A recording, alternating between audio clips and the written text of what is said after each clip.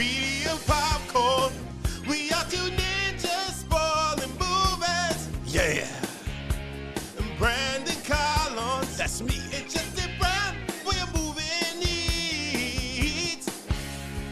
Medium popcorn. Woo! Haven't seen it, well, we're gonna spoil it. Who's the master? Well, that's your warning. And if you get pissed, it's all your fault. Ooh, ooh, ooh.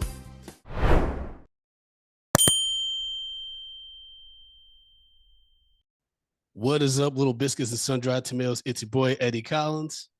Guys, it's Justin Brown. And we are medium popcorn, but you already knew that because you pushed play and you heard Justin's velvety voice and my fun ad lib. So you know what time it is. We're going to spoil the hell out of this. Are they fun? But are they? My ad libs? Yeah. They're nonsensical, but they're fun. Yeah, okay. I tell you that the party's coming and I'm bringing the barbecue. That's what those lyrics tell you. Okay. All right. Yeah, just like the lyrics in Aladdin. They tell you what's up immediately. They're like, you dare close your eyes. But yeah, I mean, Jafar was definitely Jafar. If they did an R or NC-17 version of this, he's doing some Andrew bad Tate. things. What? Jafar is Andrew Tate. I kind of get the reference because he's that fighter that's like into young girls and stuff, right? He's all fucking crazy. No, he's just like one of these like red pill guys. It's just like, yeah, women are this, they should be that. He's like, Okay. he's a fucking idiot. But that's besides the point. That's besides the point. Got it.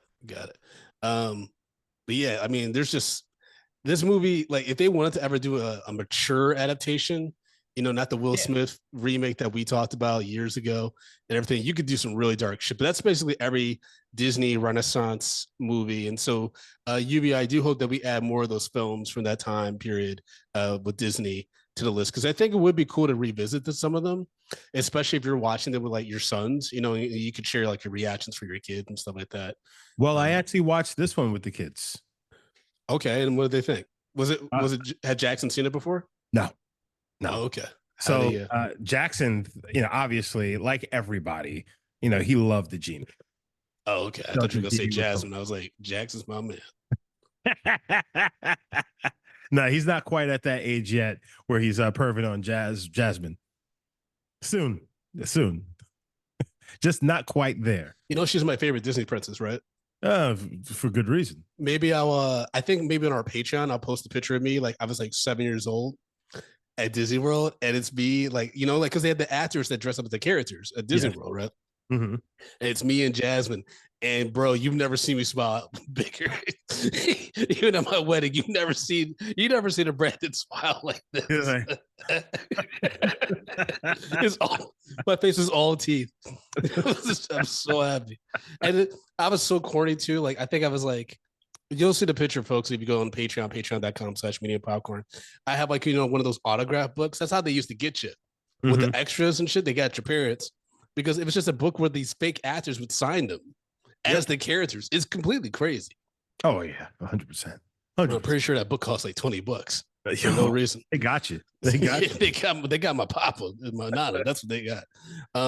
So folks, in case you haven't guessed, we're talking about the 1992 animated musical comedy Aladdin by Walt Disney during their Disney Renaissance. It's the fourth entry in that time.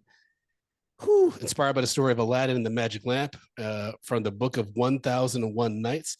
It's centered on young street rat Aladdin in the kingdom of Agrabah, who uses the power of a shape-shifting genie, played by Rob Williams, to win the heart of Princess Jasmine.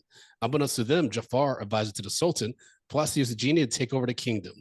Now, Jafar is crazy because he's got one objective, which is to get this fucking lamp. Mm-hmm. And he's constantly taking L's. He's constantly losing this lamp. Or just people. It's so crazy. Like, all right, man, at some point you got to come up with plan B. Right? Well, so that's the weird. And is Jafar really a good villain? No, because when it really comes down to it, the parrot gave him the idea. Iago, yes. I wrote that down actually, because that's why I say he never came up with a plan B. The plan B only formulates towards the second act, almost to the third act, when because at this point he's lost the lamp. He doesn't know what's going on. And it takes Iago to be like, well, the Sultan wants his daughter to get married to somebody. You could change, you could fuck with him. You already fuck with him. You already hypnotize him with your fucking, Cobra staff. Just fucking convince him to get Jasmine to marry you, and then you his boss. Yeah. And then Jafar's like, oh, for real? And so this is why I wrote down the Sultan's already a dummy, right? They show that he's a fool and a half. Yeah. But basically, the Sultan gets advice from Jafar, and Jafar gets advice from a crazy ass bird. That's insane. The voice of Gilbert Godfrey. The chain of command is fucking nuts. Why don't you just marry the daughter? Yeah, that was so crazy. Gilbert Godfrey was like on another planet. Like he and Robin Williams were just fucking out to lunch in this whole goddamn movie. Yo, the only thing that could have made this film that much more crazy is if Bobcat Goldwyn was in it. Like, you know what I'm saying? We have, it's like, hey, I'm the bird. And then you have, hey, guess what? And then you have, that's all we needed. It's like a full circle. Oh God, that would have fucking broken my eardrums. That would have been amazing. Oh my God. I mean, I feel like a lot of people have seen this movie. If you do watch it on Disney Plus, folks, just to keep in mind, it does have a disclaimer at the beginning now about some unfair depictions and shit like that. But yo, I love this movie. There's so many classic, fun Disney moments in this movie. Like, even from the beginning, when Aladdin has a little deep song and shit like that, like, gotta catch me, haha, I'm gonna fuck these chicks, but they think I'm a street rat. And he's got the bread and he's splitting it with a poo. And then they see those, the homeless kids. And then Aladdin's like, I should give him my side of loaf. He looks at Pooh like, you should give him yours too. Pooh's like, the hell I am. And I mean, eventually Apu does give them the bread, but then Tati was like, no, that's how you get diseases. Like, you should be taking that monkey bread. Yeah, you should be taking that monkey bread. This kingdom is wild though, because it has, poor people, I guess like the merchants and stuff like that, who maybe are like low, almost middle class. And then you have the Sultan, whose fucking daughter is living in a mansion in a castle where she has a fucking pet tiger. Like, the disparity is wild. Did you see England? True. At the same time frame? It was like, yeah, they did the same thing. It was anywhere that had like a king. So the haves and have-nots, it was literally the haves, meaning, opulence, and then just this like good fucking luck. Yep. Yep. What's wild is I actually met the directors of this movie. They did a lot of Disney stuff. John Musker and Ron Clements. I met them doing a podcast with Nina West. He was recently on RuPaul's Drag Race All Stars. Been trying to get her on for a minute, but she had a hairspray tour, and then the other thing she was working on was RuPaul's Drag Race. So hopefully eventually we'll get her on. I know a guy who's actually a writer in RuPaul's Drag Race. Oh, okay. I mean, maybe get somebody on, because it would be great to like learn about that, the production of that show, and like how competitive, especially the drag industry is. Holy shit. Yeah. They're competing for a lot of Sunday brunches. You know what I mean? they host a lot of them everywhere, baby. Okay. Can we talk about how Jafar is the Sultan's most trusted advisor, and that nigga looks bad evil? Yes. Like, everything about him is like, you're not a good guy, right? You wear a little bit too much dark. He also low-key looks like a member of like Basketball Wives, or like one of those shows. He looks like one of the characters. It looks like Jafar has had some clear and strong plastic surgery that just didn't turn out right. I can see that. I mean, he is a master of disguise. This is what Ivan Ooze claimed to do at Power Rangers. When he turned into that old man with the fucked up teeth and shit to convince Aladdin to go to the sand lion or whatever the fuck that was. That was crazy, dude. That was nuts. Ooh, baby. He's like, ah. Yeah, his teeth were all crazy and shit. He was drooling. He's like, you gotta get the lamp. You can keep everything else. And give me the lamp, and we'll see what happens after that. Yeah, I was like, I might keep this lamp, nigga, until I see some coin. Yeah, come on now. Like, Aladdin, you knew better. You knew better. But yeah, Aladdin wasn't asking enough questions of the crazy man. So basically, Jafar finds the second half to this key he's been looking for that will unlock this secret treasure, which will get him to the lamp, right? And he takes this one dude who like had to kill a bunch of people to get it. They go to this location after following this, light that's flashing across the desert. The guy, the peasant dude who got retrieved that part of the device, he gets gotten because he's not worthy. And basically the thing challenges. You have to find bring me the diamond in the rough. Yeah. That's the only person that can enter the cave of wonder, whatever it's called. Yeah, it's like you can enter me only if you were a diamond in the rough, and I'm like, oh boy, I know. That's when we learned that Aladdin's actually the diamond in the rough, and so basically Jafar realizes that Jasmine snuck out of the castle because she gets fed up with like high society and she wants to go be with the people. Well, supposedly. Mainly because the Sultan, her father, is gonna marry her off to somebody, and all these rich suitors, princes, are coming around because she can only marry a prince. Yeah, that's the law supposedly. Yeah, even though Jafar is like, oh no, it says actually the advisor can marry him if like you get stuck, and he's like, I don't remember then trying to put on his bifocals and shit. Yeah, I was like, nigga, you can't read. Then nigga, put that book down. Listen to me. Listen to your advisor. I mean, that's how Jafar became an advisor, right? He basically used that staff to fucking. Oh, he had to. He had to, because like you can't look at Jafar and be like, I want to trust that guy. You can't. Yeah, you can't. That's what I was wondering about. I was like, what did Jafar do before he did this? You know what I mean? Lluvia and our producer in the chat said maybe he also came from a high level family. I mean, it's possible he could be connected, but I feel like you would have found out like that the Jafars were some shady motherfuckers. I mean, I think the word would have gone around the kingdom that they ain't ones that drew one on your team. Well, and also the fact is he's a sorcerer. It's just like so. Like, I guess if you're equating it to another folklore, he's like Merlin. King Arthur, he's just like, oh, like I'm a seer and things like that. So he's a trusted advisor. So basically the Sultan has his psychic friend. Jafar is Miss Cleo, and and again advising him, hey, this is the way we need to go and stuff like that. But eventually he just digs his claws into him and he's just like, I'm just gonna run, I run everything. Yep. And so he even uses the Sultan's power because when he finds Aladdin is actually in company with Jasmine, he gets them both picked up. The villagers realize, oh, Princess Jasmine was around. She was about to get her decapitated by that one. No, her arm. The arm. That's right. Yeah, because she was a thief. They called her infidel. They call all of them infidels. And so the little lion voice thing when Apu tried to grab the treasure instead of the lamp, it was like infidels. I was like, y'all using that word way too much. I don't like it. I feel like y'all were trying to say niggas. Just no black people were involved in the making of this movie, so it didn't make any sense. This isn't a Tarantino movie. You fucking mess. But yeah, when Aladdin's in that prison, he doesn't ask enough questions to that old man who just shows him a secret compartment where you can get out of the prison. I'm like, he's like, yo, well, why didn't you leave a long time ago? Why are you just waiting here for me, apparently? Like, clearly you've tried this before. That nigga died. So whoever you tried this before with, they didn't come back. So what's going on? Yeah, so it's like, first of all, why aren't you going in yourself? Two, how do you have access to this door and you're just walking out now?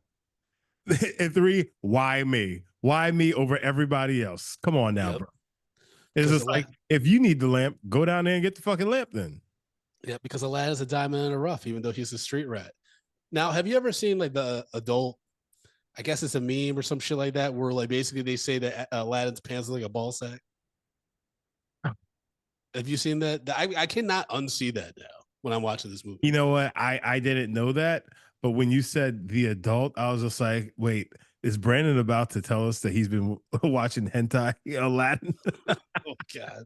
Like what's about to come out of his mouth? I mean, I guarantee you, I don't know this for a fact, but I guarantee you if there's like any kind of adult animation of Aladdin, it's definitely bad things happening to Jasmine by Jafar.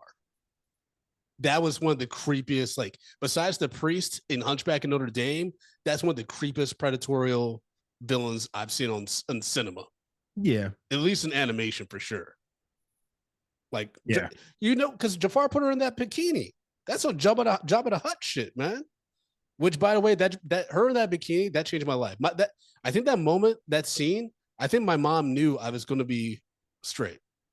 I think she saw my reaction as a little boy and was like, "Oh, he loves women." Like, I don't know what I did. I don't know how I reacted, but if I just saw the fake actress playing Jasmine at Disney World, I could have stopped smiling.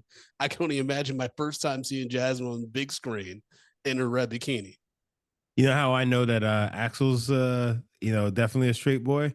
Because he walks around and he will grab women's butts. Oh, that's not good.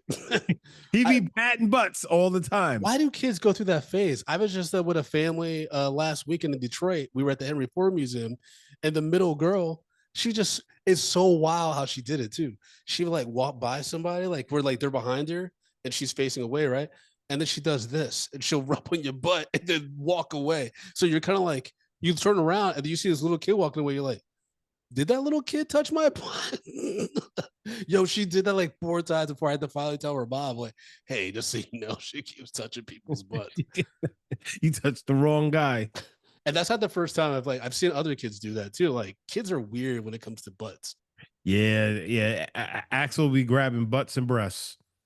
I'm just like, bro. I was trying to save Axel, but talking to other people do the butt thing. But now he's just 2 years old. He's 2 years old. They're not coming for a 2-year-old.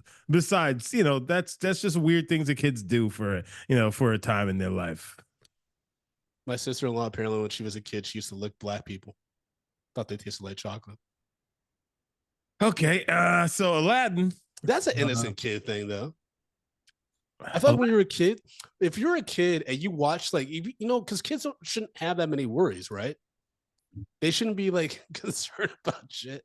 And then they watch Disney movies like this, they're gonna think all kinds of things about the world.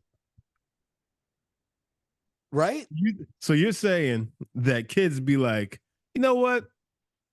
Niggas are made of chocolate.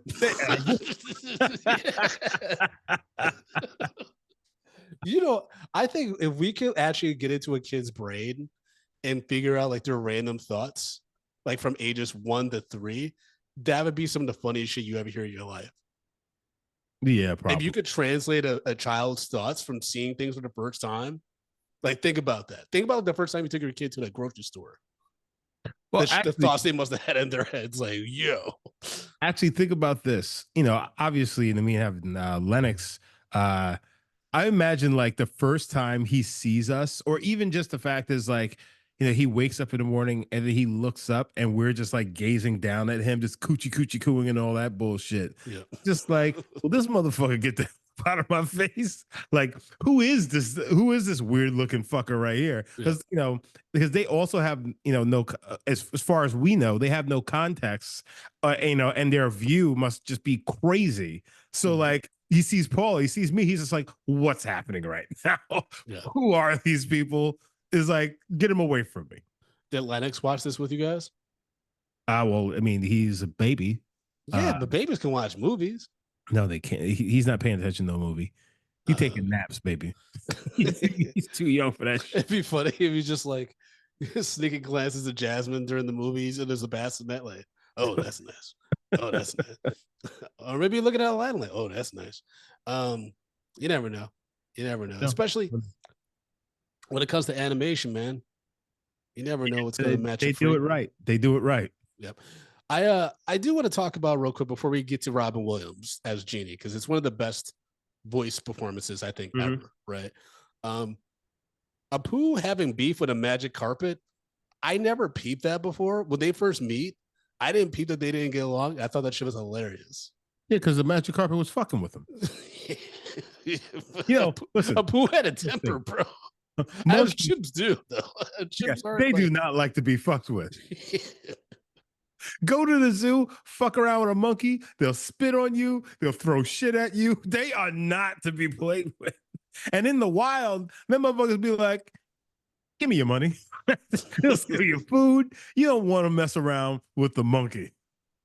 Yep, that's right. Okay.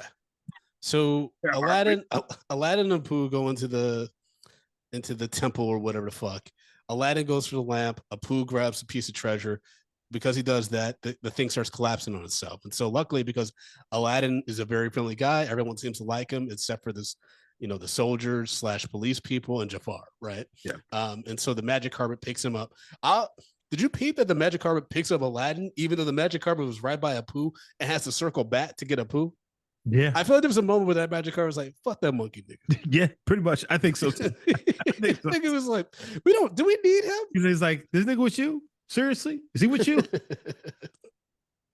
But as they were racing through the temple, like the sand castle temple thing collapsing, I did write down the CGI doesn't hold up that well.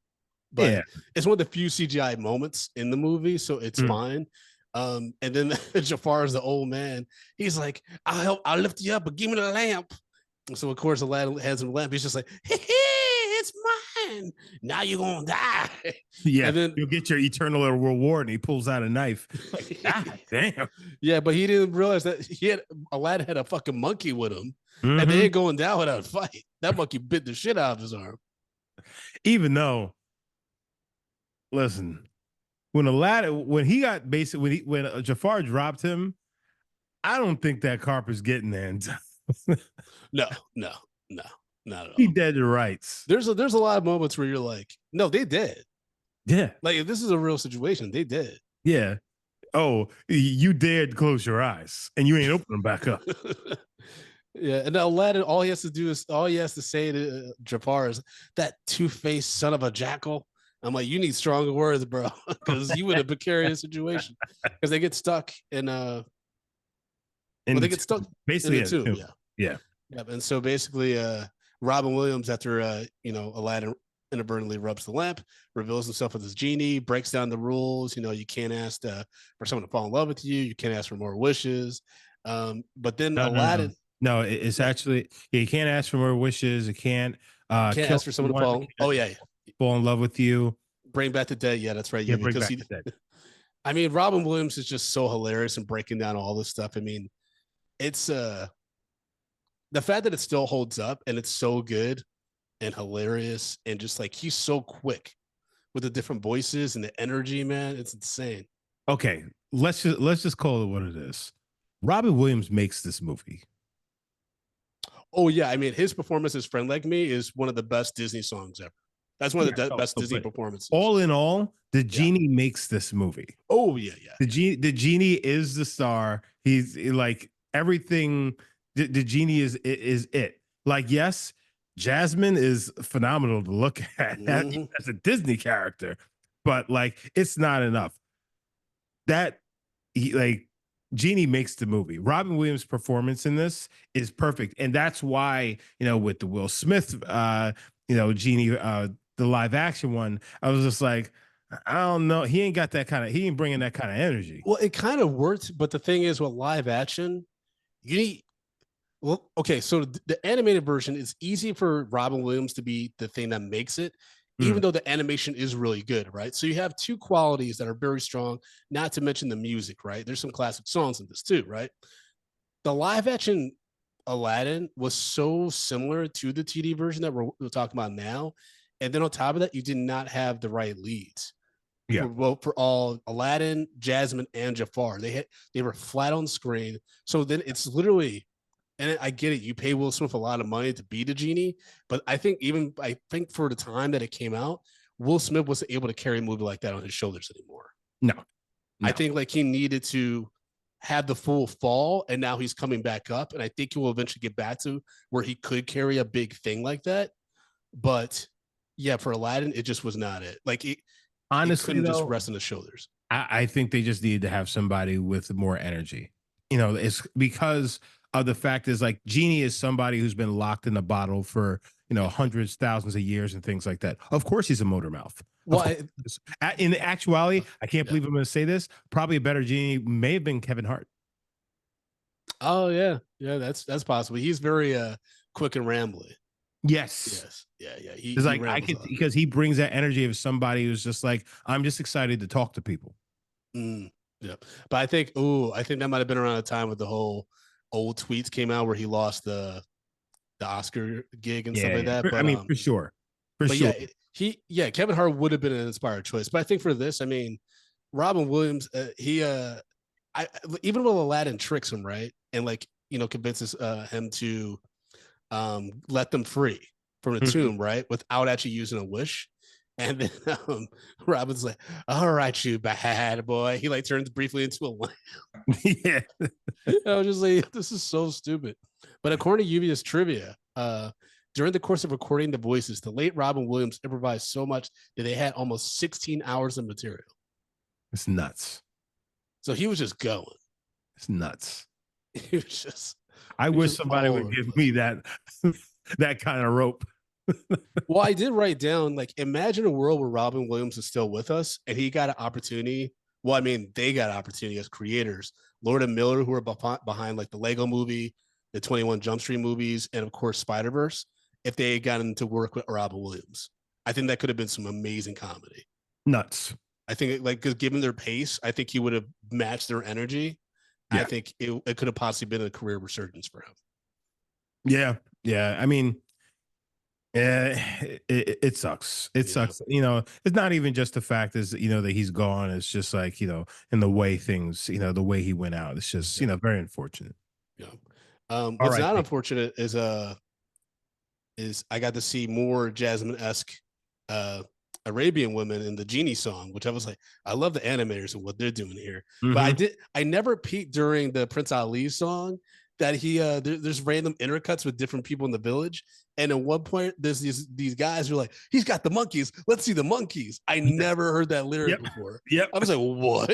like, He's got the monkeys. Let's see the monkeys. Yeah. like there's so many things that I was like seeing for the first time, which actually really excited me. I'm like, oh shit, like how did I never notice this? That was funny. Like even Jafar when he had that burn about Jasmine, when like he convinces the Sultan to hand her over in marriage, he's like, "Oh, you're speechless. I see a fine quality in a wife." I was like, "God damn, Jesus. this movie was wild, man. $28 million was the budget, and it made up $504.1 million. Rightfully so. Yeah, yeah. I'm I surprised. remember. I mean, because when this came out, I was 8 years old, and watching this shit on repeat. Watching it on repeat. Yeah, Because same. Robin Williams, he just like I don't know, like what had come out around. Like this I is think before, Hook maybe. huh? I think Hook might have come out the year before. So wait, so this is before Mrs. Doubtfire. Yeah, Hook came out in 1991. Mrs. Doubtfire came out the year after. So he was on a run with children's Yeah. movies. I mean, that's Yeah. why so many of us of our age are like, when he died, it was like part of our childhood died. Yeah. And a lot of these comedies still hold up. Like, Yeah. I was just thinking about the Birdcage the other day and how fucking funny he is in that movie. Him and Hank Azaria with the fucking Well, why'd you but call it? it's Why'd also you? the fact. I'm sorry. Go ahead. Go You ahead, man. said it was peasant soup. Yes. He's like, yeah, what are you calling China for? He's like, it's a whole meal. It's a soup. It's supposed to be. It's so stupid. So, What we said? but even like you look at the Birdcage, like he was more of the straight man, in that film. Yeah, outside of his son, but like, yeah, it's yeah, and he had such a great range as well. Mhm. Yeah. I do want to write add some more Lluvia trivia that she found. Our producer, shout out to Lluvia. The opening scene with the street merchant was completely unscripted. Robin Williams was brought into the soundstage and was asked to stand behind a table that had several objects on it and a bed sheet covering them. The animators asked him to lift the sheet and, without looking, take an object from the table and describe it in character. Much of the material in that recording session was not appropriate for a Disney film. Because that's what a lot of people do forget is that he is dirty. Like he's Wait, not. wait, the street merchant So scene. remember the guy at the beginning who's the narrator? Because Tati was like, that's the genie, right? And I was like, I don't think so. They never explicitly say it. But that's Robin Williams' voice. You can tell because of all the different things he does. Oh shit! I never even noticed that. I never even realized that. Yeah, in the UVS trivia, she actually pointed out originally the peddler who introduced the movie would be revealed to be the genie at the end, hence the fact that Robin Williams voiced them both. There are similarities in the design of the two, especially the eyebrows, the beard, and the four-fingered hands. All the other human characters have 5 fingers. The revelation scene was even animated in an early stage, but due to story and editing changes, it did not make the finished film. The directors, however, have since confirmed that Genie and the peddler are one and the same person. Hmm. Yeah, which like makes sense because you start off with this narrator and then you never go back to it. Yeah. It just ends. So It's funny yeah. because like the movie is so strong that I didn't even think about that. Mm. And all this time, and like I said, I've watched this movie 1,000 times. I never even thought about the fact that like we never went back there. Oh, okay. I was like, you didn't peep that the unhinged peddler at the beginning wasn't Robin Williams. Like his Well, voice alliterations no, were I did. fucking Well, but then it's also the fact like I haven't seen this movie in like what 20 years. okay. So Yeah. So apparently, the actor who influenced the character design for Aladdin was Tom Cruise, and Jasmine's appearance was influenced by Jennifer Connelly. okay, I see the Tom Cruise, Jennifer Connelly. I don't see it. I don't see it either. I think, yeah, that's interesting. I mean, Jennifer Connelly younger does look different, but even then, I don't see She don't look like that. she don't look like that. I mean, like I see a young Demi Moore more than I see Jennifer Connelly. Yeah. If they're going with a white actress like for influence, like I don't know, that's just me. No matter what, between the voice acting and her animation, this is my favorite Disney princess. They actually won me a position on a peer education corporate organization. Yeah, so it was really weird. So at college, I was part of the Bacchus peer educators, and then they took us to like a national meeting or some shit. I think it was in DC or something, maybe it might have been Atlanta actually. And basically they were like, so you're all the different chapters and universities around the country, but there's these senior Bacchus representatives that like represent their whole region, right? Hmm. So they were doing nominations for Northeast and Central, blah blah blah. So I was like, fuck it, I'll do Northeast. What do I do? Like they're like, oh, we get to fly you out to special events and you have a mentor and stuff like that. I'm like, yeah, sure, I'll volunteer to do that. So then you had to do like a mini speech in your region. They split us up by regions and basically did a 2-minute pitch about why you think you'd be the best representative for the region, and that's it. So I did my pitch. Mind you, I'm the only black guy, so I think I had like the Obama effect going on. So I was like, hey, blah, blah, blah. You know, I'm just like whatever. Like I'm not taking it too seriously. There's one nigga that was like way too serious about the shit, and everyone's like, I don't even want to be in the same room with that guy, let alone have him representing our region. But then it was between me and this one woman, and I remember the tiebreaker was they had a random question. They're like, okay, like fun question for everybody. Favorite Disney princess. And they pointed at me first. And then without even like, bro, when I tell you I didn't even need 5 seconds to think, as soon as I said favorite Disney princess, I said Jasmine. I was like immediately like Jasmine. They were like, why? I was like, she's beautiful, she can sing. And did you see that red dress that the getup they gave her? Lord of mercy. It was like I was so like sophisticated and articulate. And then immediately I was like, hey, y'all saw Jasmine, right? It's like, oh, there's layers to this guy. He's also a creep. But the laugh got such a big pop.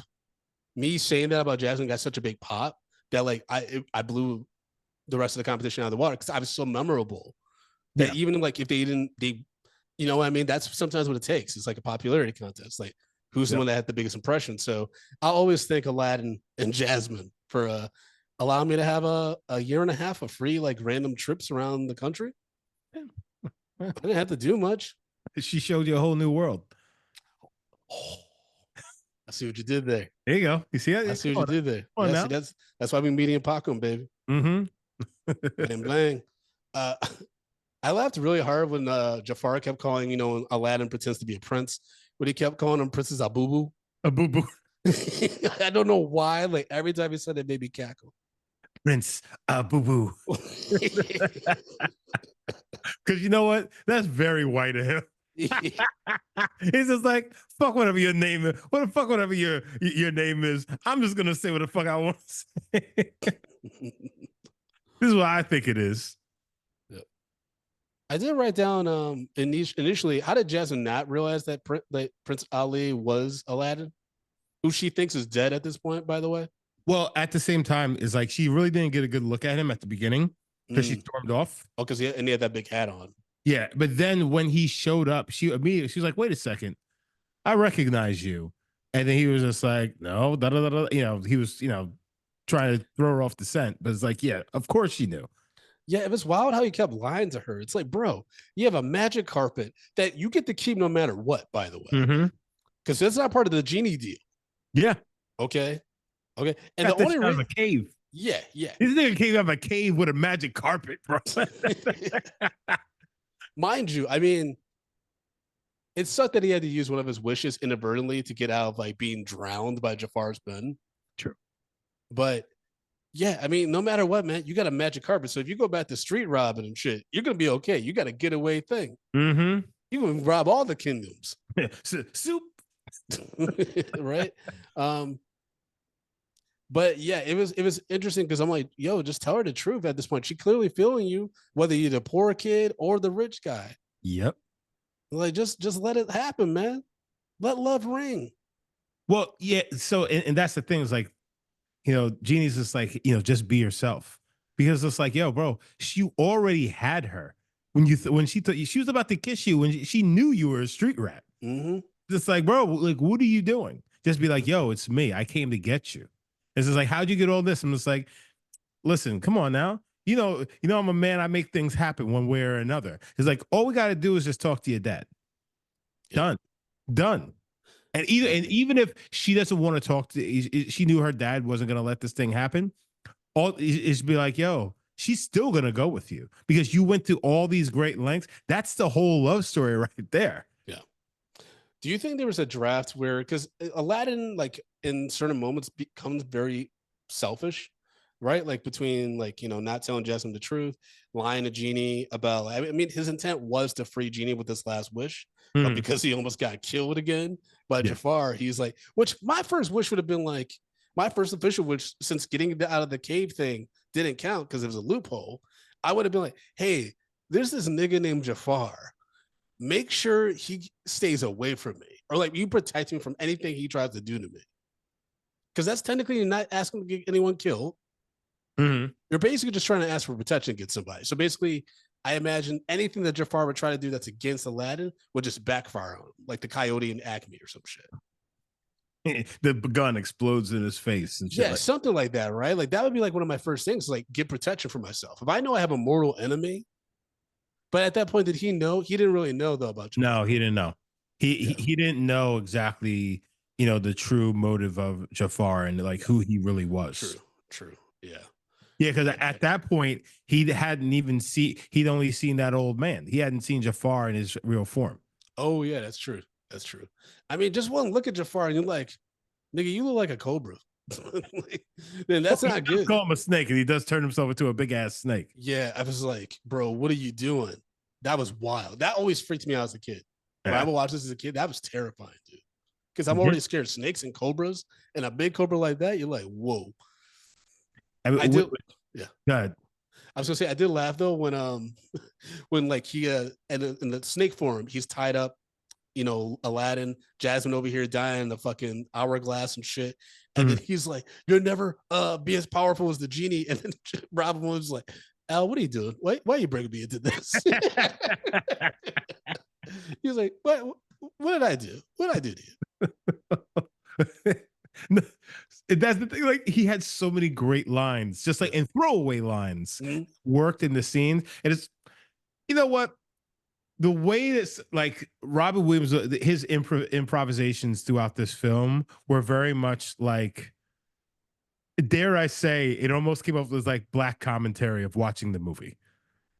You know what I'm saying? Like, girl, don't you go in there? Stuff like that. It was like to that, degree of the things that he would say. And like, and maybe as a kid, that's why I love this movie so much. Because I felt like the genie said all the things that I was thinking. Got it. Yeah. I mean, he's the fun of the movie. He like calls things out as he sees them and stuff. And, he does genuinely like Aladdin. Like when he has to now work for Jafar, because Jafar is able to get Iago to steal the fucking lamp, which is like, bro, how do you not have this lamp everywhere with you? I don't care if you go into the bathroom to take a shit, you carry this lamp with you. Yeah. What are you doing? Because even if you accidentally rub it, that doesn't mean you have to ask a wish in that moment. It's just like, oh shit, my bad. Yeah, you want to hang out? Just the fact is, it's like, hey, Genie, what's up? And also, like, yo, Genie's your boy. Yeah, that's wild. Also, can we talk about Iago and those fucking crackers by the Sultan? The Sultan kept feeding him those moldy ass crackers and stuffing them in his mouth. Yo, that torture scene when he's just smacking crackers in in Sultan's mouth. I was like, yo, this is all kinds of fucked up. Now That'd be you a crackers. yeah, that'd be wild, man. That's like a terrible like Game of Thrones situation. Like you're tied up, looking like a court jester, getting crackers stuffed in your mouth by a fucking bird, while you have to watch this old sorcerer nigga creeping on your daughter. Like that's got to be some cruel type of punishment. That sounds like that could easily turn into this scene from Pulp Fiction, like the Gimp. In the It's not good. I want no parts of that. It's not a good situation to be in. I couldn't tell who was in a worse situation, the Sultan or Aladdin, because Aladdin gets pushed, he gets blown away so far that he's in the fucking like snow. Yeah, he's like in the Alps or some shit. And he is not dressed for that. No. I wrote that he would have gotten frostbite real quick on his nipples alone. Mm-hmm. Oh yeah, his whole chest out. He would have got the hawk would have gotten real fast. The hawk. Come on now, Brandon. You got Southern blacks in your family. The hawk. Oh, okay. The hawk. Yeah. So that hawk is out. That hawk's out. Y'all, you better watch out now. Close your jacket up. Hawk's out there today. Well, luckily he had a magic carpet that he's able to release because it's trapped under the tower of the castle that blew up. Because Jafar basically takes over the whole town and its kingdom and puts the castle on top of a mountain, all this shit, right? Yeah. And basically, Aladdin's able to like maneuver into a hole that happens to be in the tower so he don't get crushed. And I was like, bullshit. He dead. This is all a dream now. One thing is like, and it's funny because I didn't realize this before when I first watched this film, or because I haven't watched it in a while. When Aladdin takes Jasmine out on that, that flight, like they literally traveled. He shows her the world. Like they're in China. Yeah, I never repeat that too. Like it's like he's following through on what he's singing. Bro, ain't no way Aladdin didn't clap them cheeks on that card. He took her to Rome. He took her to China. He was clapping them cheeks on that carpet, Brandon. Ain't no way he didn't do it. Because listen, if he took me on a magic carpet ride, started sending me all around the world, I'm giving it up. Like, how could you not? How could you not? It's it's very romantic. That's a hell of a first date, man. Oh yeah. I mean, he's singing that song, and they're singing together. They know the lyrics together. I mean, that's bro. She jumped on that thing, and it was like 5 minutes in the flight. He's like, I can show you the. I'm like, She them drawers slid right off. It's over. She didn't have a chance. But unfortunately, do you think that's what rich dudes do to like women to get them to go to their islands? Yes. Yes. If you have unlimited funds and some rich dude, of course he's gonna do some wild shit. Nobody will. That's the thing. The moment that he took her on that carpet ride, right? He should have told her everything right there because it was already done. It was already done. It's wrapped up. Signed, sealed, delivered. She's yours. So just tell her the truth. Tell the truth. Tell the truth. Let's try to do Will Smith callback. I did chuckle a little bit when Jafar's like talking to Jasmine. He's trying to be all flirty and shit with eating the apple, and she cringes like his breath stink. I was like, oh, it probably does. And he wears that big ass hat. He probably stinks to high heaven. And this is like old school stuff. So like, he weren't using like, the real dentistry. Taking mouth. He's dragging all up in there. And he probably stinks so bad, bro. And the sand, they in the hot heat and all that. And he wearing all that shit. He hot. He's just, he's just funky. Just funky? Got funky. Nasty ass Jafar. Yeah. I mean, when he is able to convince Jafar that he will never be as powerful as Genie, and so Jafar makes Genie make him the most powerful genie in the world, I was like, that's smart. Because he's so like clouded by his power, his hunger for power, that he doesn't peep. You got a lamp too, nigga. Yeah. Now, Well, I've never seen yeah, Return to Jafar. I've never seen Return to Jafar, so I don't know how he comes back or how that works neither did I. and everything. But I did. I was like, I wrote down. I was like, well, they better hope nobody get that fucking lamp. But even so, he's somebody else's. Like he belongs to someone else. Unless Jafar has followers that we don't know about, who like their first thing is, I wish for him to be free, or like they ask for all this stuff, and then they're like, the last one, I wish for you to be free. They Yeah. have like an army or some shit. But I guess maybe we'll watch it. I don't know, folks. Call in speakpipe.com/medium popcorn. Let us know if we should watch Aladdin 2 Return of Jafar. Yeah, but is Robin Williams is not in him. He's not in that one. Lluvia had a quick piece of trivia. Well, it's actually not that quick about Robin Williams. Okay, so Robin Williams provided the voice for the genie at Union scale on the provisions that his voice would not be used for merchandising, toys, and such, and that the genie character would not take up more than 25% of the space of a poster, ad, billboard, or trailer. When these wishes were not granted, he withdrew his support for Disney and the film. As a result, his name was not included in the Art of Aladdin book. It makes constant references to the voice of the genie, and he was now available for the direct-to-video sequel, The Return of Jafar, or the Aladdin TV show. Dan Castanella filled in as the voice for Genie for those productions. In an attempt to get back on good terms with Williams, Walt Disney CEO Michael Eisner apologized to him with a piece offering an original Pablo Picasso painting. Still angered and feeling betrayed by Disney, Williams would not accept the gift. It was not until Disney chairman Jeffrey Katzenberg was fired and replaced by Joe Roth that Williams made peace with Disney. Through Roth, a public apology was given. Promises to right wrongs were kept, and Williams was so touched that he returned to reprise his role to Genie for the second direct-to-video sequel, Aladdin, the King of Thieves. Disney was so thrilled they threw out the previously completed recording sessions with Castaneda. There you go.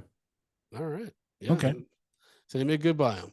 Apparently, also in the original, Jasmine was supposed to be more active, and she even had her own song, which I think is why they gave her one in the reboot. Mm. So she's supposed to be a little bit more empowered and involved and stuff. Fair. Even though I thought she had a decent sized role for a female character. I mean, granted, this is a male centric story, but I thought she had a fairly decent second lead role. Yeah, I mean, she was, you know, the damsel in distress, but she was very strong willed, and then also for like a Persian woman and such. So like she was very much empowered, especially for that culture. Yes, she was. Yep. Originally, Jafar was more hot tempered when Iago was a cool, haunting British type. The filmmakers felt that having Jafar lose his temper too much made him less menacing, so the personalities of the two characters were switched. Hmm. Yep. Because originally Iago was intended to be voiced by Danny DeVito, but he was unavailable due to production conflicts, so the role went to Gilbert Godfrey. Boy, Danny DeVito might have been a little bit less grating on my eardrums. yeah, but I mean, the Danny DeVito voice would have actually made a little bit more sense with Iago giving like solid advice, which led to him, moving into that second plan. Yeah. Yeah, there's nothing about Gilbert Godfrey's. I just this character's so insane. That's what made Jafar seem even crazier. Yeah. And the Sultan even dumber, actually. Because I'm saying when you think about how all these people communicate with each other and who influences who, it's like, oh, the Sultan must be simple. Yeah, nuts. he's farting and giggling in the bathtub. That's where he's at. Also, let's be real. He would have had way more kids, right? Way more daughters. Oh, the Sultan? Yeah. Not necessarily. I mean, it Really? depends. It depends. It's like because not every yes, he's a sultan and all that, but some people are hyper religious and things like that, and they don't believe in certain things. So like, there's somewhere in history a sultan is just like he didn't have like a huge harem. Yeah, I get that. Maybe he's like the one or two of them from history. All right. I mean, Justin, I think we've said we're not really spoiling this. Everyone's seen this movie. And if you hadn't, folks, you need to take yourself over to disneyplus.com and watch this movie. Yeah, because what are you doing? Yeah, I mean, and that's the thing. Like, this is, if you love anything that Robin Williams ever did, like, this is one that you have to see. Yes, for sure. It's one of his best performances ever. Yeah. So Outside of Popeye. so having said that, Justin, break down our rating system, baby. Stop calling me baby. So, guys, you know how we do this. We rate movies, bags of popcorn, small, medium, large, and the XL for the exceptional. If a film doesn't deserve any fresh, buttery popcorn, we throw it into the stale popcorn pile. We pile piles and piles of stale popcorn on top of it. So, Brandon, we watched the 1992 animated musical and just fantasy film, Aladdin, starring Robin Williams. Yep. Listen, it's starring Robin Williams. Yeah, the voice acting for Aladdin, Jasmine, it's not memorable. Like, you don't need to care that much. It's unfortunately, it's all about Robin Williams. Yeah, and the only other recognizable voice is Gilbert Godfrey. So yeah, and even then, that's so insane. That is crazy. But he held it together. He held it together. True. This gets an XL. How can it not? How can it not? This is a Disney classic, one of my favorite Disney animation films ever, and like I said, favorite Disney princess by a long shot. I mean, Belle maybe, but like she got with a bear dog thing, so that takes her down a few points. You know what I mean? It's a wild world out here. That bitch is He's fucking a dog. Oh god. Oh boy. Yeah. Justin, what's your Yeah, this is an XL. Robin Williams just destroyed this. Like he destroyed this. Like I said, he is the whole reason this movie is as amazing as it is, and the fact that it holds up to this very day. And yeah, this is just like almost a perfect film. It really is. Even some of the stuff that you're like, oh, that doesn't quite hold up, or I wish they'd done this different. It doesn't matter. It's hour and a half of just charming Disney shit. Yeah. Our producer Lluvia in the chat did ask, Justin, do the kids enjoy watching these classic Disney movies compared to the newer animated Disney films? So we actually just started watching a lot of the older Disney stuff. I'll say like the earlier stuff like Dumbo and things like that. I think those are a little too dark for the kids. Dumbo, the original one, is dark as fuck. Yeah. That and Bambi are not fun to watch. Yeah, not a good look, not a good watch. But the ones from the 90s, which I would say is Disney's hey, were just outstanding. And to the point where yes, they still hold up, and the kids love those films. The newer animated stuff, they're kind of up and down whether they're into them or not. But all of these, like, they're so in. Yeah, they are. And folks, remember when you sign up at Patreon at patreon.com/media popcorn, you're guaranteed to have your thoughts or reviews of a film we're talking about read on that episode. So we did get some Patriot thoughts on Aladdin. First one is from Strawfire71. They wrote, one of my favorite Disney films. Robin Williams as the genie has all the hallmarks of his favorite of the stand-up, but clean up for kids. I also like the songs and can see how they translate to a Broadway show. Haven't seen it in a hot minute though. Hope it's held up. I did see the musical. It was pretty good. Yeah. The Broadway musical. It wasn't bad. Mm-hmm. I saw it when Jasmine was played by the actress from Even Stevens, the sister. It was kind of weird. Really? Yeah, it was a weird seeing her on that.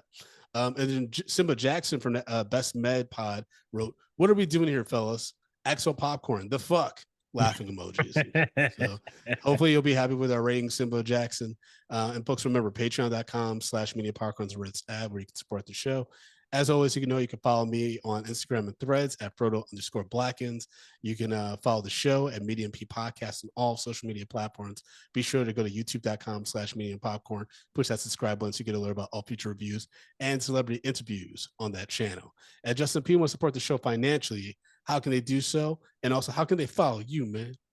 So, guys, you can follow me at J Brown Did It on all the social media platforms, but you can support this show at Patreon, patreon.com/medium popcorn. We have $2, $5, $10, and $15 packages. Our entire backlog goes to Patreon. We have so many bonus episodes on there as well as mini shows. So if you love this show, you want to make it better, and you want to continue to support this thing, you need to go to Patreon, patreon.com/medium popcorn. Bling, bling. Come on, y'all. Support the show. We need the help. Come on. It's rough out here.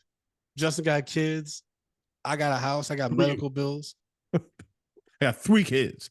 These are the 3 little crumb snatchers. When are you gonna get the Wrong. vasectomy? What's that? When are you getting the vasectomy? I'm trying to get that next month. Can I come with you? You want to film it? Yeah.